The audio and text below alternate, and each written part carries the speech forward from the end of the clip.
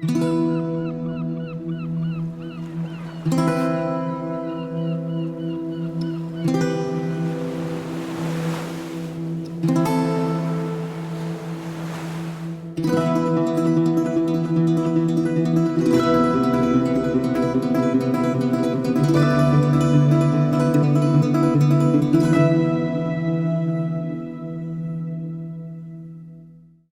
unos meses estuve en Nueva York con la organización sin ánimo de lucro Mode Durable aprendiendo sobre el impacto tan grande que tiene la industria de la moda sobre nuestro planeta. Esto me hizo replantearme muchas cosas, pero también me hizo preguntarme ¿cuál es el impacto entonces de la industria de la belleza? Así que me puse a investigar y me encontré con que el problema es mucho mayor de lo que yo esperaba.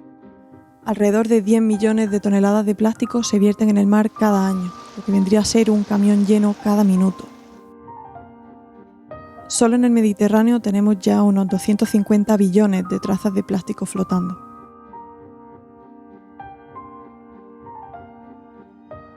Seguro que muchos habéis visto las famosas imágenes del documental A Plastic Ocean, de las playas llenas de basura y las gaviotas con el estómago a rebosar de plástico. I counted 234 pieces of plastic out of that one bird. A lo mejor incluso había empezado a utilizar pajitas reutilizables, botellas, bolsas de tela. Y es normal porque se habla mucho de todos estos problemas. Pero entonces, ¿por qué no se habla tanto de la industria de la belleza? Para hablar sobre este tema me puse en contacto con Mark Minebu, el director regional de Plastic Oceans en Latinoamérica. Hay plástico por toda parte. Hay plástico en la cocina, hay plástico en mi ropa, hay plástico en los muebles, hay plástico en mi computador y también hay plástico en productos de belleza o en general productos en el baño. La diferencia, como bien mencionaste, es justamente la gestión y la conciencia del consumidor. Hasta ahora las campañas y las comunicaciones se han enfocado mucho justamente en el plástico de los alimentos y no tanto en los plásticos de productos de belleza. Podemos comunicar o en algunos casos atacar ciertos productos como ellos son los más malos y ellos contaminan todos los océanos, pero honestamente es al final todo el plástico, es el sobreconsumo de plástico y eso es para todas las industrias, es al final el mismo problema. De primera podemos pensar que el problema son los envases. En Europa solo el 40% de los plásticos se reciclan y cuando hablamos de productos de baño el porcentaje es aún menor simplemente porque es más inconveniente. Y parece que tiene fácil solución, reciclamos el plástico y ya estaría, ¿no? Pues ahí está el error. Y es que el reciclaje de plástico no es tan bonito como lo pintan. Hay muchos plásticos diferentes y no todos se pueden reciclar. Para poder reciclar el plástico tiene que estar completamente limpio y no todos los productos son fáciles de enjuagar. También dependerá de las piezas que tenga el producto, porque a veces está formado por varios componentes diferentes, unos se pueden reciclar y otros no, e incluso a veces tienen dentro muelles que están hechos de metal. En general, los bases de champú o el jabón líquido son de un plástico no transparente, es plástico número 2, que en muchos lugares se puede reciclar. Pero hay otros envases, como por ejemplo del maquillaje, que es un plástico mucho más duro y además contaminado, que de verdad no se puede reciclar. Es un plástico que en muchos casos que viene con productos líquidos o productos que tienen distintos ingredientes que son muy difíciles de lavar. Y es casi imposible limpiar. Y si tú no lo puedes limpiar en tu casa, tampoco puedes esperar que una empresa de reciclaje, que es industrial, tiene la tecnología para limpiar eso tampoco. Además, la industria de la belleza ya sabéis que tiende a exagerar muchísimo con el packaging porque es una forma muy fácil de atraer nuestra atención y vendernos sus productos. Seguro que muchos habéis rendido alguna vez ante un packaging bonito sin prestar demasiada atención al producto en sí. Esos envases son muy bien diseñados, con muchos efectos, aplicaciones, con una ventanilla de mica para ver el producto adentro. Muchas veces estamos hablando de envases secundarios de presentación que no son reciclables porque son plastificados o tienen aplicación de ciertos efectos que lo hacen imposible reciclar el cartón. Cuando está plastificado, ese cartón ya no es reciclable. Entonces, ese es un gran problema y esto en general termina en el relleno sanitario. Lo cierto es que aunque consiguiéramos reciclar el 100% del envase, esto seguiría sin ser una solución real, ya que el plástico se deteriora mucho al reciclarlo y tiene una vida muy corta. Cada vez que se recicla un envase tienen que añadirle plástico virgen para mejorar su calidad y realmente solo se puede reciclar un par de veces hasta que ya pierde tanta calidad que hay que descartarlo por completo. Por lo que ese proceso, más que reciclaje, en realidad sería infrarreciclaje o lo que en inglés se conoce como downcycling. Solo un 9% del plástico a nivel global se recicla. Entonces, si pensamos que con reciclaje de plástico podemos resolver este problema, lamentablemente la noticia es que no. Es parte de las soluciones, eso sí, y el plástico que nos llega, sí, tenemos que reciclarlo, está bien. Sí, pero si podemos evitarlo, es aún mejor.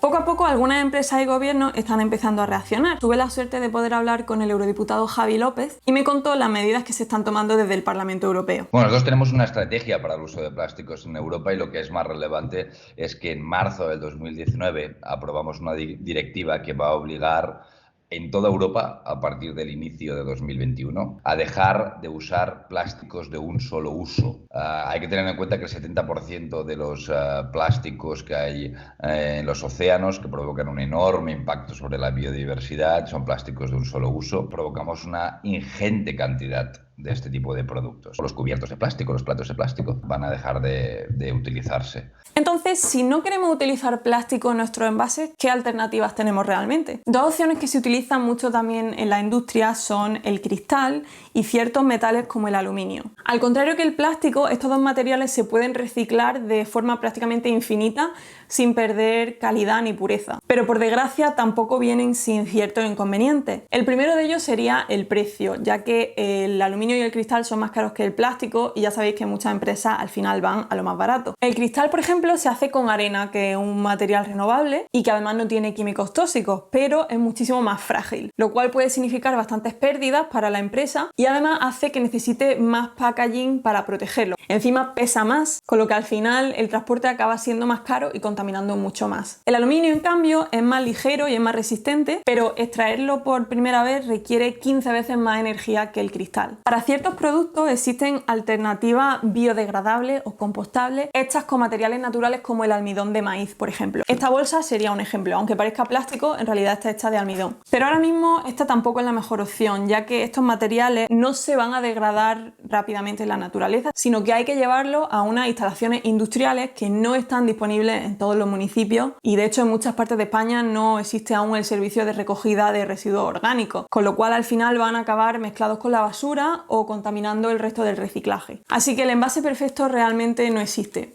Por ahora. Por eso, algo que todos deberíamos hacer, aparte de reciclar los envases, es reducir la cantidad que compramos, elegirlos mejor, reutilizarlos en la medida de lo posible, rellenarlos incluso, pero lo mejor realmente sería recurrir a productos que no necesitan un envase. Hoy en día existen todo tipo de productos sólidos para sustituir los botes de plástico que tenemos en el baño, desde el jabón en pastilla de toda la vida hasta champú, acondicionadores o gel de afeitar. Hay justamente ese tipo de champú que viene en una barra o en una pelotita, pensado en, al final, esos son los ingredientes activos.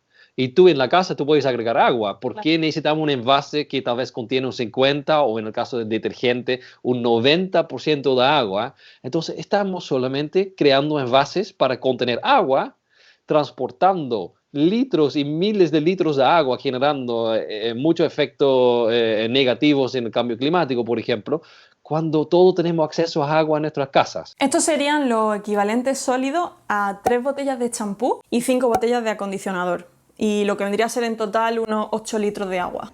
Además de los envases, hay muchos otros accesorios de baño que utilizamos con frecuencia y que se pueden cambiar por alternativas sostenibles, como maquinillas de afeitar, productos de higiene menstrual, desodorantes, discos desmaquillantes o cepillos de dientes. Y bueno, ya hemos hablado de lo fácil, que es el plástico que podemos ver, pero el problema va mucho más allá todavía y esta es la parte que mucha gente desconoce. ¿Alguna vez habéis parado a pensar el plástico que hay dentro de todos esos productos que utilizamos a diario? Seguro que habéis escuchado hablar de los microplásticos. Son esos fragmentos diminutos de plástico que precisamente por su tamaño, a veces microscópicos, son especialmente peligrosos. Vienen, por ejemplo, de los neumáticos de los coches, la pintura en carreteras y edificios e incluso de las fibras sintéticas que se desprenden de nuestra propia ropa al lavarla. Pero también vienen de los productos que tenemos en el baño, no solo de los envases que se van rompiendo en trozos pequeños, sino de lo que hay dentro. El principal ejemplo son las microperlas, esas bolitas que vienen en los exfoliantes y pastas de dientes y que están hechas de plásticos como el polietileno, el polipropileno, el poliuretano o el nylon. No requiere mucha imaginación para entender que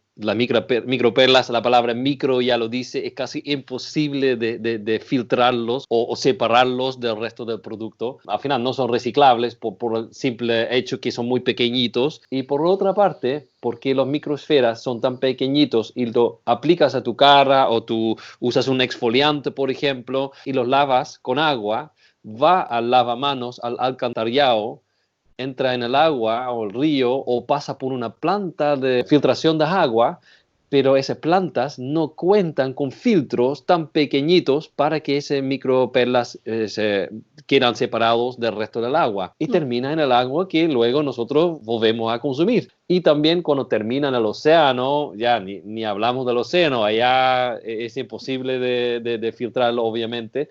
Hay otra fauna que vuelven a ingerirlo y por la ingestión quedan en el cuerpo y allá primero obviamente el animal queda lleno de plástico, pero además esos microperlas también funcionan como un imán de toxinas que están en el agua y esas toxinas se liberan en el cuerpo, hay bioacumulación en toda la cadena alimenticia y al final, ¿quién está al final de la cadena? Nosotros mismos. Cualquier ángulo que tú lo mires, no es buena idea tener microperlas en productos de belleza. Al ser tan pequeños son totalmente imposibles de recoger ni de separar de ninguna manera, por lo que acaban en nuestros ríos, en nuestros mares, en el aire, en la tierra, incluso en la sal. Ya se ha demostrado que todas las salinas de España tienen plástico. Por lo tanto, esto al final no solo afecta a la flora y la fauna, sino que nosotros lo acabamos comiendo, bebiendo e incluso respirando. Cuanto más pequeños son estos microplásticos, más peligrosos son porque pueden llegar incluso a penetrar tejidos. De hecho, algunos estudios ya lo han encontrado en nuestra sangre, en nuestros pulmones y en nuestro sistema linfático y digestivo. No se sabe aún con certeza los efectos que tienen a largo plazo en nuestro cuerpo estos plásticos, pero sí se ha demostrado que pueden causar inflamación de tejidos, proliferación celular, necrosis, disrupciones hormonales y en el caso de los nanoplásticos, toxicidad en el hígado y en las células pulmonares y cerebrales. Antes en los exfoliantes habían, por ejemplo, sales y azúcar para hacer lo mismo. Entonces, ¿en qué momento en la historia de la humanidad se decidió cambiar productos naturales por plástico? Hay muchos países que ya han establecido ciertas restricciones con el uso de microplásticos en estos productos, como Reino Unido, Francia o Italia. Pero lo cierto es que estas restricciones solo se aplican a ciertos productos y ciertos microplásticos. Microperlas que tienen como objetivo exfoliar o limpiar, que podemos verlas a simple vista. Pero hay muchísimos otros microplásticos, nanoplásticos y polímeros líquidos en todos nuestros productos que no están regulados por estas leyes. Las marcas los añaden a sus productos con muchos propósitos diferentes, como por ejemplo dar brillo o textura a los productos, aumentar el volumen, la viscosidad o simplemente abaratar el coste del producto. En muchos casos la cantidad de plástico dentro de ese producto es superior al plástico del envase. Para hacerme una idea de la envergadura del problema, junté envases y productos que tenía por casa para ver cuántos de ellos contenían microplásticos, todos ellos de marcas diferentes, todas muy conocidas. Ahora que he recogido todos estos botes que tenía por casa de productos de uso diario, voy a utilizar la app de Beat the Microbeat, que es una iniciativa de Plastic Soup, para escanear los ingredientes de cada producto y la app me va a decir cuáles contienen microplásticos o polímeros sintéticos.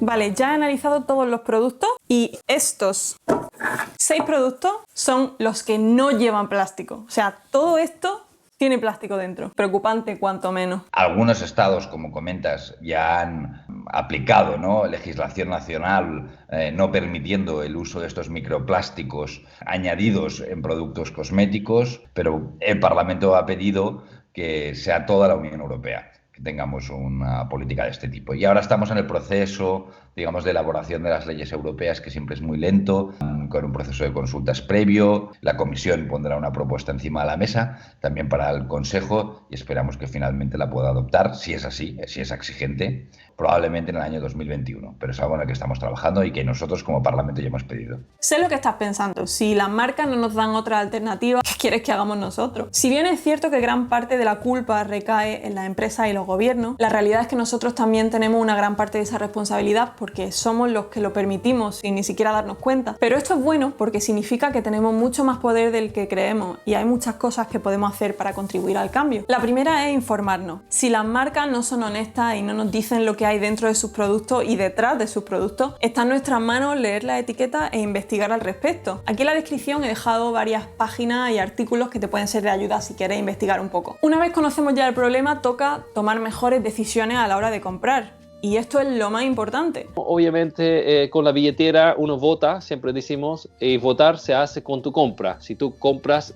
en forma diferente o tú dejas de comprar productos de una cierta marca, tú puedes también influir que ellos empiezan a cambiar. Y que tampoco es de miedo hablar con las marcas. Hoy en día a través de redes sociales podemos escribirles, mandarles nuestras opiniones, nuestras sugerencias, nuestras preguntas. Y estoy segura de que si muchos pedimos lo mismo, nos van a acabar escuchando. De hecho, algunas ya lo están haciendo. Y por supuesto, ahora que sabes todo esto, corre la voz, difúndelo entre la gente que conoce y tus familiares. Puedes compartirles este vídeo y otros interesantes que encuentres por ahí. Yo os digo, realmente hay mucho más de lo que pensamos que podemos hacer. Pero bueno, ahora que sabes todo esto, lo más importante es empezar el cambio desde ti mismo y desde tu casa. Y con suerte, dentro de unos años ya no tenemos por qué hablar de este problema, porque no existirá.